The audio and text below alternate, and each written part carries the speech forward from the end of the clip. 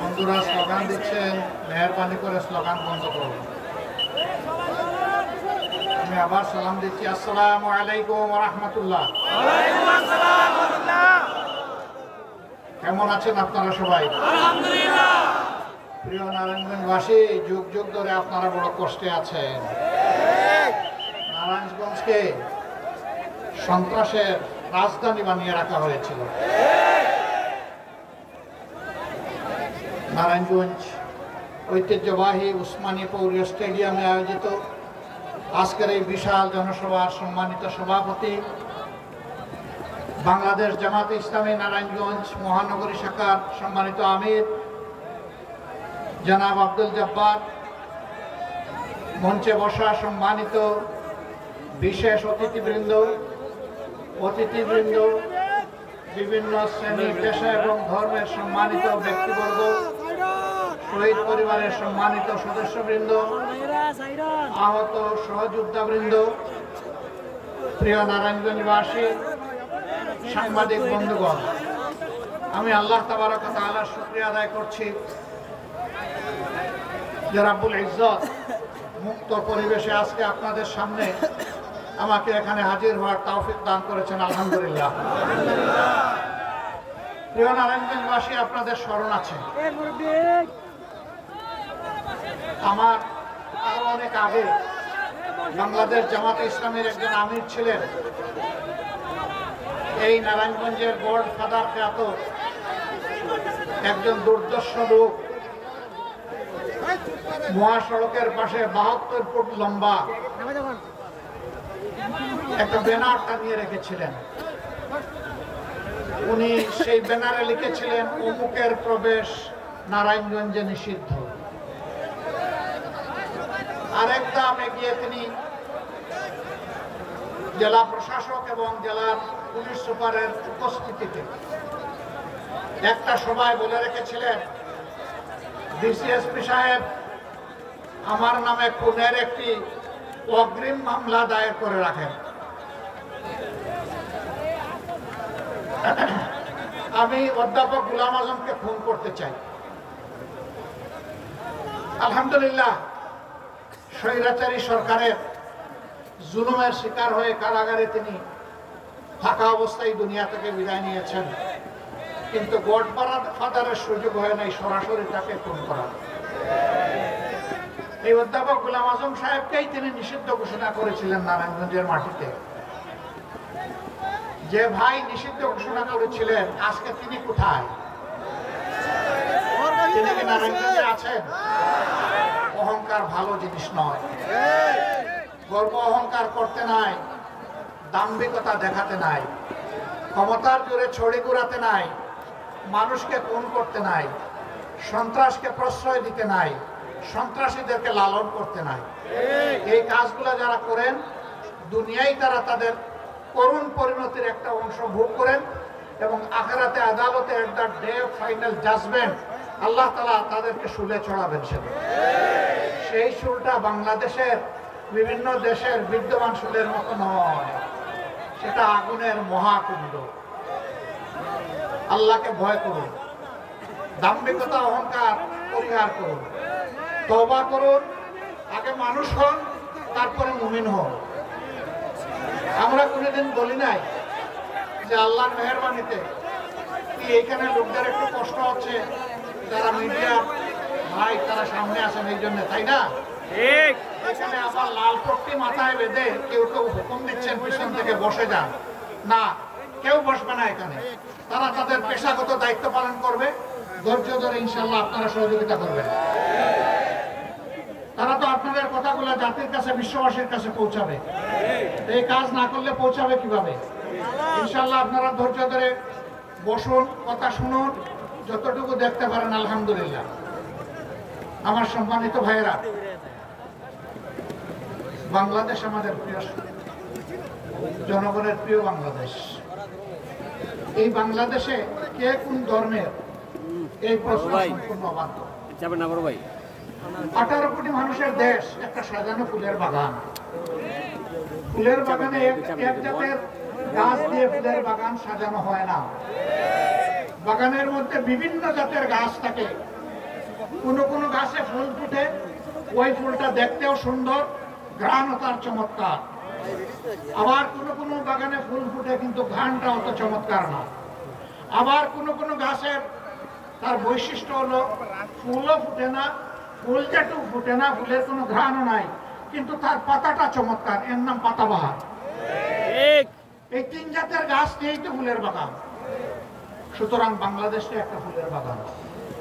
আল্লাহ তাআলা যাদেরকে এখানে পয়দা করেছেন, মিলেমিশে তারা হবে এই বাগানের অধিবাসী। অতএব বাংলাদেশে যারা জন্মগ্রহণ করেছেন, তিনি যে ধর্মেরই হন না কেন, তিনি এই দেশের একজন গর্বিত নাগরিক। বাংলাদেশের সংবিধান সকলকে সমান অধিকার দিয়েছে, সাংবিধানিক অধিকার। কিন্তু আশ্চর্যের বিষয়, কষ্টের বিষয়, 54টা বছর এই জাতিকে বিভিন্নভাবে ভাগ বিভক্ত, টুকরা টুকরা করে রাখা হয়েছিল। এই কাজটা সুকৌশলে আওয়ামী লীগ করেছে। তারা প্রথমেই পার্বত্য এলাকার লোকদেরকে উস্কাই দিল। নেতা বললেন, বাংলাদেশে যারা বসবাস করে তাদের সকলের একমাত্র পরিচয় তারা বাঙালি। এখানে যারা থাকবেন বাঙালি হয়ে থাকতে হবে। পার্বত্য চট্টগ্রাম তার এই কথায় প্রতিবাদে গর্জন করলে অস্থির হয়ে উঠল যে আমরা বাঙালি নই, আমরা পাহাড়ি। তিনি একটা বিভক্তি প্রথমেই টেনে দিলেন। সেই যে পার্বত্য চট্টগ্রাম অশান্ত হলো, আজ পর্যন্ত আর শান্তি ফিরে আসে নাই। শান্তি বাহিনী নামে একটা বাহিনী গঠন হলো, তাদের হাতে 10,000 সামরিক কর্মকর্তা এবং আমাদের সৈনিক নিহত হলো, সাধারণ মানুষ নিহত হলো। এমনকি তারা নিজেদের মাঝে আবার বিভিন্ন গ্রুপে বিভক্ত হয়ে নিজেরা নিজেদেরকে খুন করলো। সেই যে খুন ঝরা শুরু হলো, সেই খুন ঝরাটা এখনো অব্যাহত থাকে। তারপরে তারা কি বললেন? বললেন যে বাংলাদেশ দুই ভাগে বিভক্ত, স্বাধীনতার পক্ষে একদল, বিপক্ষে আরেক দল। এখানে জাতিকে আরেকবার ভাগ করা হয়। স্বাধীনতা যুদ্ধে যার যে ভূমিকা ছিল, মানুষই তার সাক্ষী। কিন্তু দেশটা স্বাধীন হওয়ার পরে কেউ কি জনসভা করে, রাস্তায় নেমে মিছিল করে, পত্রিকায় বিবৃতি দিয়ে, অথবা কোনো জায়গায় একটা বক্তব্য রেখে বলেছে যে আমরা বাংলাদেশের স্বাধীনতা মানি না? এমন কোন দলের নাম আপনারা জানেন? এমন কোন দল নাই। সবাই প্রিয় দেশের স্বাধীনতাকে মেনে নিয়েছে, স্বেচ্ছায় গ্রহণ করেছে, সানন্দে গ্রহণ করেছে, এবং সকলেই বাংলাদেশের স্বাধীনতার উন্নয়নের গর্বিত অংশীদার হতে চায়। কিন্তু যখন আপনি দুই ভাগে ভাগ করে, টুকরা টুকরা করে সমাজে হিংসার চাষ করবেন, প্রতিহিংসার সংস্কৃতি যখন আপনি গড়ে তুলবেন, তখন তো এই জাতি আর ঐক্যবদ্ধ হতে পারবে না। এবং একটা বিভক্ত জাতি কখনো বিশ্বে মর্যাদার সাথে মাথা তুলে দাঁড়াতে পারে। এরকম একটা বিভক্ত জাতিকে, জাতির মাথার উপর কাঁঠাল ভেঙে অন্যদের খাওয়ার পরিবেশ তৈরি করে দেওয়া হয়, যা বাংলাদেশের জনগণ অত্যন্ত করুণভাবে গত 53 বা 54টি বছর তারা প্রত্যক্ষ করেছে। আমার সম্মানিত ভাইরা, স্বাধীনতার মূল্যবোধ এবং পক্ষের শক্তি আমি যা বুঝি, স্বাধীন দেশে একজন নাগরিক, সংবিধান তাকে যে কয়টা মৌলিক অধিকার দিয়েছে, সব কয়টি অধিকার এই দেশে নিশ্চিত হবে। শাসন ক্ষমতায় যারা যাবে তাদের অধিকার নিশ্চিত করে ওদের দায়িত্ব। এটা কোনো দয়ার দান নয়। তার বাঁচার অধিকার, তার সম্মান রক্ষার অধিকার, বিচার পাওয়ার অধিকার, স্বাস্থ্য সেবা পাওয়ার অধিকার, তার সন্তানের শিক্ষা পাওয়ার অধিকার, মানুষ হিসেবে মর্যাদার সাথে বেঁচে থাকার অধিকার, তার কাজের অধিকার, সব কিছু তার হাতে তুলে দিতে হবে। এটাই হচ্ছে স্বাধীনতার মূল চেতনা। এই সমাজটা হবে বৈষম্যহীন, এই সমাজ হবে মানবিক, এই সমাজ হবে সমস্ত সমাজকে ধারণ করা, সমস্ত মানুষকে ধারণ করা সমাজ। কিন্তু না, তারা তা করেননি। তারা সমস্ত প্রতিষ্ঠানকে ধ্বংস করেছে। যতগুলো সাংবিধানিক প্রতিষ্ঠান ছিল সব তারা ক্ষতিগ্রস্ত করেছে। 3টা মৌলিক সাংবিধানিক প্রতিষ্ঠান, একটি হচ্ছে আইন প্রণয়নকারী প্রতিষ্ঠান, যেটাকে আমরা পার্লামেন্ট বলি। দ্বিতীয়টা হচ্ছে নির্বাহী, এটাতে পুলিশ আছে, সিভিল ব্যুরোক্রেসি আছে, ফরেন ব্যুরোক্রেসি আছে, এই মিলিয়ে আমাদের নির্বাহী। তৃতীয়টা হচ্ছে বিচার ব্যবস্থা, তার সবগুলোকে আওয়ামী লীগ ধ্বংস করেছে। একটাকেও তার জায়গায় থাকতে দেয়নি, টুকরা টুকরা করে বিধ্বস্ত। সুপ্রিম কোর্টের বিচারক এজলাসে দাঁড়িয়ে তিনি বলতে পারেন যে আমি হচ্ছে শপথবদ্ধ রাজনীতিবিদ? লজ্জা। একজন বিচারক যখন শপথ নেন বিচারক হিসাবে, তখন তিনি বলেন যে আমি কারো প্রতি কোনো পক্ষ বিপক্ষ অবলম্বন করব না, আমি সম্পূর্ণ নিরপেক্ষ থাকবো, কারো প্রতি আমি অনুকম্পা দেখাবো না এবং কারো প্রতি আমি বিরাট ভাজন হব না। যার যেটা পাওনা বিচারের মাধ্যমে আইনের ভিত্তিতে সে সেটা পাবে। কিন্তু বিচারক যখন বলে আমি শপথবদ্ধ রাজনীতিবিদ, আমি অমুক দলকে অন্তরে ধারণ করি, তার পক্ষে কি আর সুবিচার বাংলাদেশের মানুষকে দেওয়া সম্ভব? হ্যাঁ, সেই বিচারকদের কেউ কেউ এদেশের নন্দিত গর্বিত মানুষগুলোকে ফাঁসির রায় দেওয়ার পরে টকশোতে গিয়ে বলতেন অমুককে আজকে ফাঁসি দিয়ে এসেছি, সাইদি সাহেবকে ফাঁসি দিয়ে এসেছি, মৌলানা নিজামীকে ফাঁসি দিয়ে এসেছি, আলী হাসান মুজাহিদকে ফাঁসি দিয়ে এসেছি, নাম ধরে ধরে বলতেন। তিনি একজন বিচারপতি, তিনি টকশোতে যাবেন কেন? তার তো রাজ্য হলো বিচারাঙ্গন, এর বাইরে তো তার কোনো বিচারণ হওয়ার কথা না। তিনি যদি রাজনীতি করতে চান তাহলে বিচারকের আসনে রিজাইন করে আসা উচিত। সেই রাজনীতিবিদদেরকে আমরা দেখলাম বিচারক রাজনীতিবিদ, এই গত 5 তারিখের পরে তারা পালিয়ে গিয়ে অন্য দেশে আশ্রয় নিতে লাগলেন। তারা সিলেট সীমান্ত দিয়ে পার হওয়ার জন্য গিয়েছিলেন, কপাল মন্দ, তারা যেতে পারেন নাই, জনতার জালে তারা আটকা পড়ে গেছে। জনতা তাকে জঙ্গলের মধ্যে আবিষ্কার করলো, জিজ্ঞেস করলো জনাব আপনার নাম? তিনি বললেন আমার নাম শামসুদ্দিন চৌধুরী। তারা বললো আপনি কি কালো মানিক? আপনি এখন কোথায় আছেন? বলে যে সম্ভবত আমি ভারতে আছি। বলে না গো শোনা, আপনি বাংলাদেশের জালে ধরা পড়ে। তখন তিনি কলাপাতার উপর শুয়েছিলেন। আয়রে কপাল, আপনাকে এই জঙ্গলে কলাপাতায় শুইতে হবে কেন? এই কারণে তার অপকর্ম ছিল আকাশচুম্বী। এই জন্য সাহসের সাথে বাংলাদেশে থাকার সাহস তিনি করেননি। পালানোর পথ খুঁজেছিলেন, সেই পথ ধরতে গিয়ে তিনি আটকা পড়ে গেছেন।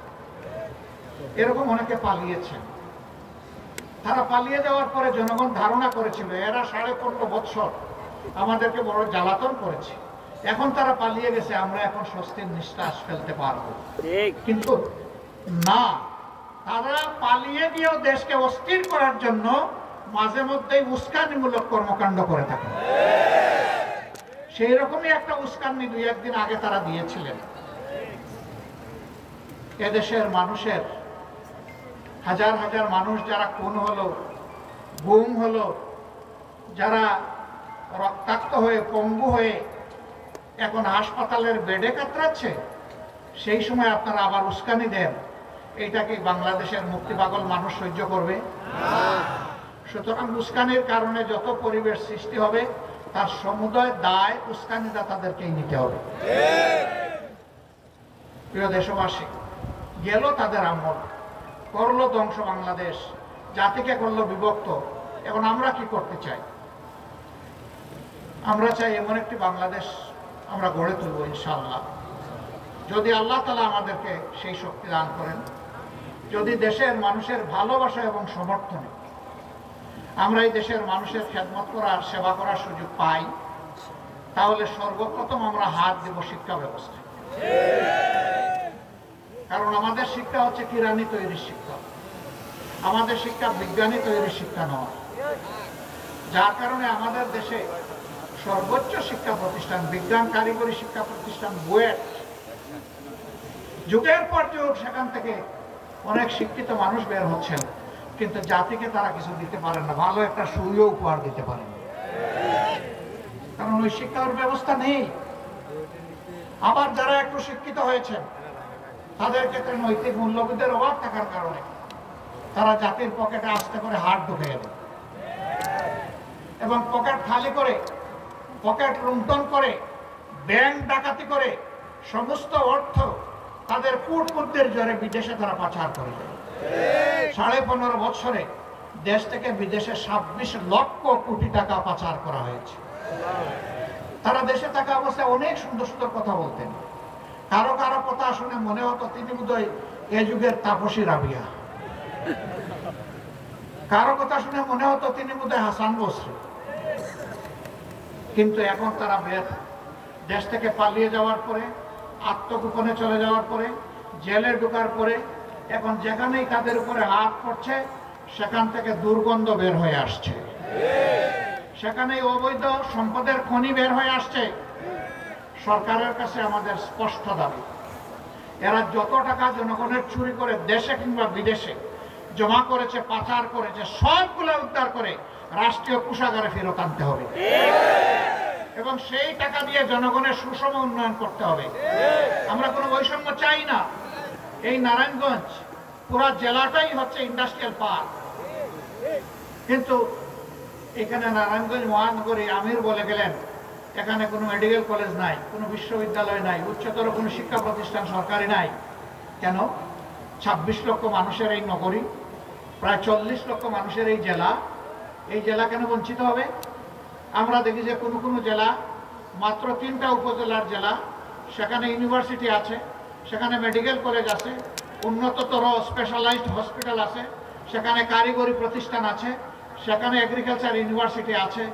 3 উপজেলার জেলায় যদি এটা হতে পারে, 40 লক্ষ মানুষ কি অপরাধ করেছে যে তাদের এখানে হলো না? যারা গডফাদাররা জমিদারি নিয়েছিলেন তারা কি করেছেন? তারা তাদের আপার কাছ থেকে এগুলো আদায় করেননি কেন? কারণ তাদের ধান্দাবাজি ছিল জমিদারি টিকিয়ে রাখা, মানুষের উপর সন্ত্রাস করা এবং চাঁদাবাজি, লুণ্ঠন, দখলদারি চালিয়ে যাওয়া। তারা জনগণকে নিয়ে তাদের কোনো কর্মসূচি ছিল না, পরিকল্পনা ছিল না। সম্মানিত ভাইয়েরা, এটা শুধু নারায়ণগঞ্জের দুর্ভাগ্য নয়, এটা সারা দেশের দুর্ভাগ্য। আমরা ইনশাআল্লাহ এমন শিক্ষা আমাদের সন্তানদেরকে দিব, গরিব ধনী কোনো বাস বিচার হবে না। ধনীর সন্তান তার পিতার টাকায় লেখাপড়া করবে, গরিবের সন্তান সরকারের টাকায় লেখাপড়া করবে। কোন চিলড্রেন আর পথ শিশু এটা আমরা শুনতে চাই না। এ শিশু এদেশে জন্মগ্রহণ করেছে, একে আমরা মানুষ হিসাবে গড়ে তুলবো ইনশাআল্লাহ। আগামী দিনে আমাদের সন্তানেরা লেখাপড়া করে যখন শিক্ষার পাঠ চুকিয়ে শিক্ষা প্রতিষ্ঠান থেকে বের হবে, তখন একই সাথে তাদের হাতে যেমন সার্টিফিকেট আসবে, তেমনি তাদের জন্য উপযুক্ত কাজও চলে আসবে ইনশাআল্লাহ। একটা সন্তানকেও আর বেকারত্বের হিসাবে ভুগতে হবে না। একটা দেশের 3টা ইন্ডাস্ট্রি যখন সমান্তরাল সামনের দিকে এগিয়ে যায় বিশ্ব সভ্যতায়, এই দেশ সোনালী গৌরবের শিখরে পৌঁছে যায়। ফার্স্ট ইন্ডাস্ট্রি হচ্ছে হিউম্যান ইন্ডাস্ট্রি, মানব শিল্প। এর উপরে কোনো শিল্প নাই।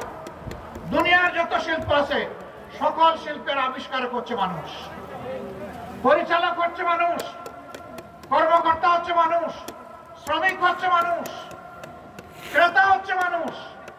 কাজেই মানব শিল্প এবং মানব সম্পদকে আগে গড়ে তুলতে হবে। 2 নম্বর শিল্প হচ্ছে ইলেকট্রোমেকানিক্যাল শিল্প। যেহেতু আমাদের দেশটা ছোট, ল্যান্ড আমাদের কম, এই জন্যে কৃষি জমিকে যেভাবে নষ্ট করা হচ্ছে এটা চলবে না। এখানে শিল্পের জন্য পার্টিকুলার পরিকল্পনা থাকতে হবে। প্রশস্ত জায়গা দখল না করে আকাশ দখল করেন, উপরের দিকে উঠান, ভার্টিক্যাল এক্সটেনশন করেন, সেখানে আপনি ইন্ডাস্ট্রি কায়েম করেন। এই জায়গাগুলোকে আপনি গণহত্যা করবেন না। আশ্চর্যজনক ভাবে আমাদের দেশের সয়েলকে, ল্যান্ডকে জেনোসাইড করা হচ্ছে, গণহত্যা করা হচ্ছে, শেষ করে দেওয়া হচ্ছে। ইন্ডাস্ট্রি জায়গা দখল করছে, আবার তার বর্জ্য দিয়ে নষ্ট করছে, আবার কৃষকেরাও নিজেরাও নষ্ট করছে। অপরিকল্পিত, অবৈজ্ঞানিক ভাবে, হিসাব নিকাশ ছাড়াই কেমিক্যাল সার ব্যবহার করতেছে, আবার কীটনাশক ব্যবহার করতেছে, করে করে মাটির জীবন শেষ করে দিচ্ছে। এগুলো প্রতিকারে সরকারের কোনো কর্মসূচি নাই। তারা গালে আঙ্গুল দিয়ে দেখে কি হচ্ছে কি না, কিন্তু কিছু করে না। নদীগুলাকে শেষ করে দেওয়া হয়েছে, এইগুলা পলি জমে এখন নাই, অনেকগুলা মরে গেছে। এখন নদীর বুকে এখন চাষাবাদ হয়। অথচ আমাদের মানব দেহে রক্ত সঞ্চালনের জন্য যেমন শিরা উপশিরা ধমনী এবং ক্যাপিলারি আছে, ঠিক আল্লাহ সৃষ্টি এই জমিনকে বাঁচিয়ে রাখার জন্য এই নদী নালা চ্যানেলগুলা হচ্ছে সেই রকমই রক্ত, জমিনের রক্ত প্রণালী, কিন্তু এগুলাকে শেষ করে দেওয়া হচ্ছে। আমাদের রক্ত প্রণালী বন্ধ হয়ে গেলে হার্ট অ্যাটাকে আমরা মারা যাই, তো জমির রক্ত প্রণালী বন্ধ হয়ে গেলে জমি বাঁচবে কিভাবে? এই নিয়ে কোনো গবেষণা নাই, কোনো পদক্ষেপ নাই, বরঞ্চ নদী শুধু ভরে যাচ্ছে না, সেই নদী দখল করা হচ্ছে। কারা করছে? যাদের রাজনৈতিক শক্তি যত বড়, ক্ষমতায় থেকে তারাই এই কাজগুলা করে, সর্বকালে করেছে, এখনো চালিয়েছে। এই সমস্ত আবর্জনা সমাজ থেকে দূর করতে হবে ইনশাআল্লাহ। 3 নম্বর ইন্ডাস্ট্রি হচ্ছে অ্যাগ্রো ইন্ডাস্ট্রি, কৃষিজ শিল্প। যা আল্লাহ ল্যান্ড দিয়েছেন, যে নদীতে আমাদের পানি আছে, সমুদ্রে প্রাণী আছে, এই সমস্ত পানিকে, মাটিকে তার উৎকর্ষ দান করে এই দেশকে এগিয়ে নিতে হবে। এই নিয়ে কার কি চিন্তা আছে 54 বছর মানুষ দেখেছে। রাজনীতির ধান্দা, গদিতে কিভাবে যাব এবং কিভাবে থাকব। এখন গদিতে আছি, মেরে কুটে অবৈধভাবে কালো টাকা এবং পেশি শক্তির বিনিময়ে আগামীতে কিভাবে আবার ক্ষমতায় আসবো, রাজনীতির এইটা ধান্দায় পরিণত হয়েছে। জামাতে ইসলামী এই ধান্দাকে ঘৃণা করে। যারা মানুষকে খরিদ বিক্রির পণ্য মনে করে, আমরা তাদেরকে ঘৃণা করি। আমরা মানুষকে মানুষ হিসাবে সম্মান করতে চাই, ভালোবাসতে চাই। এই সম্মান এবং ভালোবাসার ভিত্তিতে একটা দেশ আমরা গড়ে তুলতে চাই, যেই দেশে আদৌ কোনো বৈষম্য থাকবে না।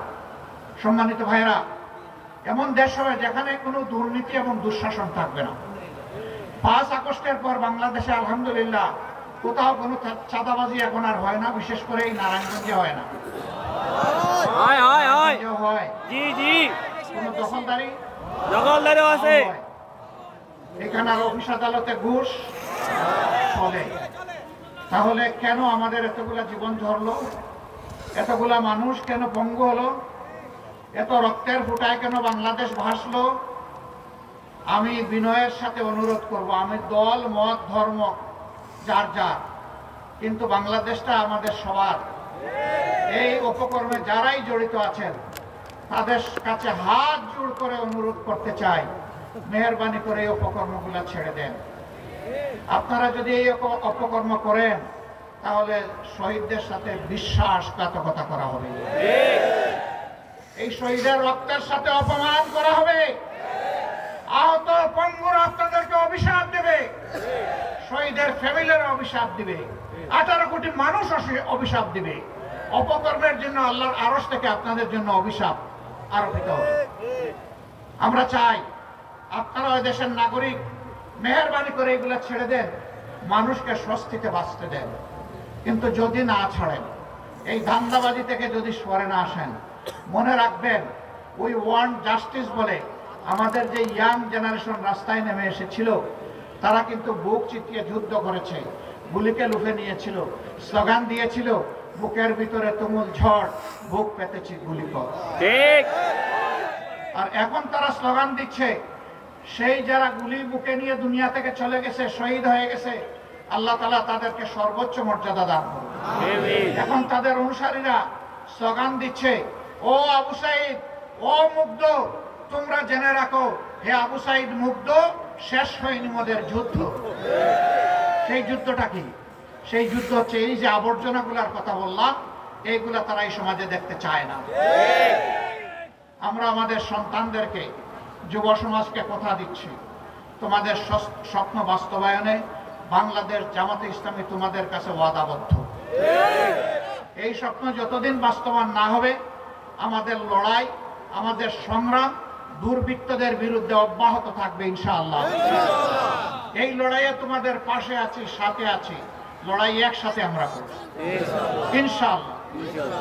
আগামীর বাংলাদেশ, ওই লড়াকু আমাদের বীর সন্তানদের হাতে আমরা তুলে দেব ইনশাআল্লাহ। তোরা দেশ চালাবি, পিছন থেকে আমরা তোমাদেরকে পরামর্শ দিব, সহযোগিতা করব, দোয়া করব।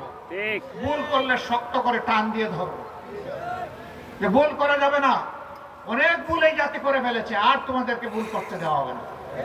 সেই রকম একটা স্বপ্নের বাংলাদেশ আপনারা চান কিনা? ওই বাংলাদেশটা হবে ইনশাআল্লাহ মানবিক বাংলাদেশ। এখানে আমার প্রত্যেকটা মা, আমার বোন, আমার মেয়ে, সে ঘরেও থাকবে নিরাপদ, বাইরে যখন বের হবে তখন আরো একটা জিনিস তার সাথে সে পাবে, নিরাপত্তার সাথে পাবে মর্যাদা। যখন সে কর্মস্থলে পেশাগত দায়িত্ব পালন করবে, এই দুইটি জিনিস নিয়েই সে নিরাপত্তা এবং মর্যাদা নিয়ে ইনশাআল্লাহ দায়িত্ব পালন করবে। সম্মানিত ভাইরা, যারা সংখ্যালঘু সংখ্যাগুরু বলেন, আমরা এটাতে বিশ্বাস করি না, কিন্তু আমরা এটাও চাই না দেশে কোনো পরিবর্তন আসলেই বিভিন্ন ধর্মের ভাইয়েরা একটা বোনেরা একটা আতঙ্কে থাকবেন, এটা আমরা চাই না। যদি মুসলমানদের মসজিদ পাহারা দেওয়ার দরকার না হয়, তাহলে সেই সময় ভাইদের মন্দির, প্যাগোডা, চার্চ কেন পাহারা দেওয়ার প্রয়োজন হবে?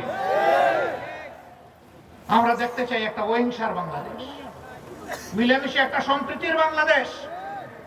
আমরা মিলেমিশে এখানে সৎ প্রতিবেশী ভাই হিসাবে থাকবো, ভাই বোন হিসাবে থাকবো, এমন একটি বাংলাদেশ চাই।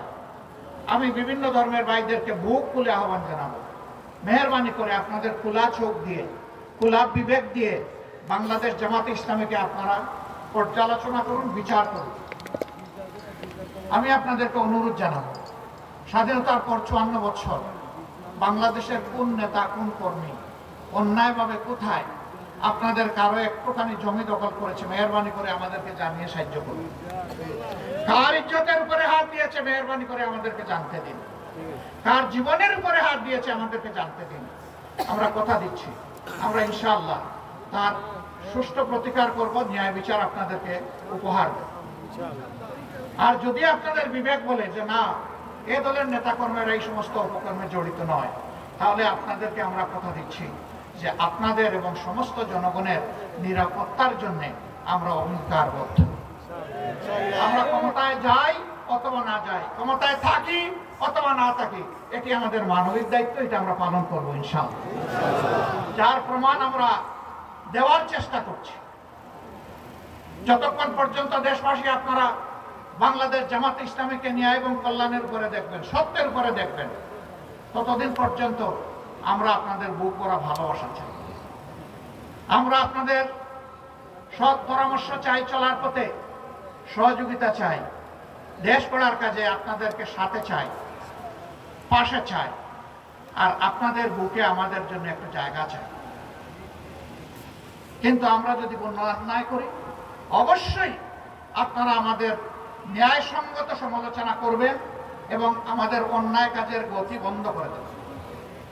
বলবেন যে আর যে যাই করুক, আপনারা কোরআনের কথা বলেন, আপনারা ইসলামের কথা বলেন, আপনাদের জন্য এই কাজ শোভনীয় নয়, এটা আমরা আপনাদেরকে করতে দেব না।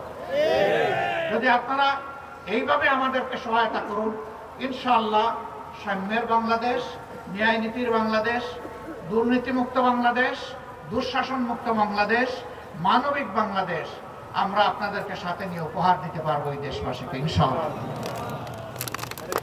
কঠিন রোদের মধ্যে আপনারা বসে আছেন, আমরা ছায়ার তলে, এটা একটা বৈষম্য হয়ে গেল। অথচ এখন বৈষম্যের বিরুদ্ধে আমাদের আন্দোলন। আমি ক্ষমা চেয়ে নিচ্ছি, যদি আপনাদের মাথার উপরে এরকম ছায়ার ব্যবস্থা করা যেত উত্তম হতো। এই মাঠ খুবই অপর্যাপ্ত।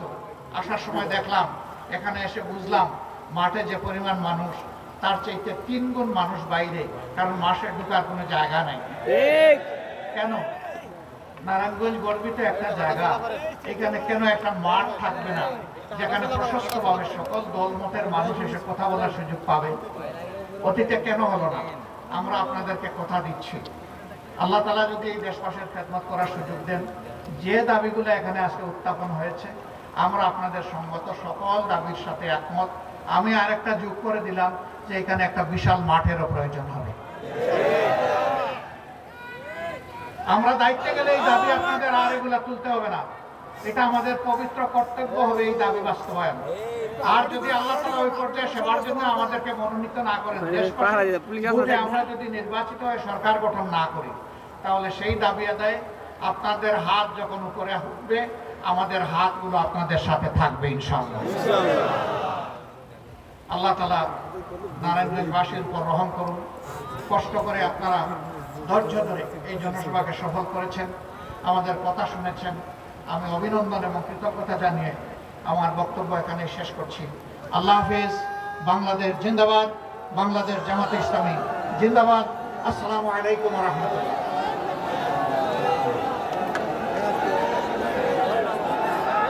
সংগ্রামী ভাই সব, মাঠের দরজা, বের হওয়ার দরজা একটা, আপনারা হই হুল্লোড় করবেন না, ধীরে ধীরে বের হতে থাকেন। মাঠের দরজা একটি।